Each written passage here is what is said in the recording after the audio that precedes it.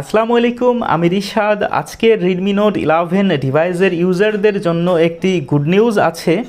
অনেক দিন পর শাওমির পক্ষ থেকে রেডমি নোট 11 ডিভাইসের জন্য হাইপার ওএসের আপডেট রোল আউট করা হয়েছে। যেমনটা আপনি এই মুহূর্তে দেখতে পাচ্ছেন, আমার কাছে একটি রেডমি নোট 11 ডিভাইস আছে। তো এই ফোনের অ্যাবাউট সেকশনে যদি আমি ক্লিক করি, তো এখানের মধ্যে দেখতে পাচ্ছেন এই মুহূর্তে আমার ফোনটি হচ্ছে একটি global version Redmi note 11 device এবং এই ফোনের মধ্যে বর্তমানে রম আছে 1.0.3.0 হাইপার ওএসের গ্লোবাল ভার্সনের। তো এখন আমি আপডেটার অ্যাপের মধ্যে যদি ক্লিক করি, তো এখানের মধ্যে আপডেটার অ্যাপের মধ্যে আপডেট চেক করা হচ্ছে এবং এখানের মধ্যে একটি নতুন আপডেট আমরা দেখতে পাচ্ছি, যেটার ভার্সন হচ্ছে 1.0.5.0 TGCMIXM এবং এই আপডেটটির সাইজ হচ্ছে 556 MB। তো এখানের যদি হোয়াটস নিউ এর মধ্যে আমরা ক্লিক করি, তো এখানের মধ্যে দেখাচ্ছে অ্যান্ড্রয়েড সিকিউরিটি প্যাচ জুন মাসের করে দেওয়া হয়েছে।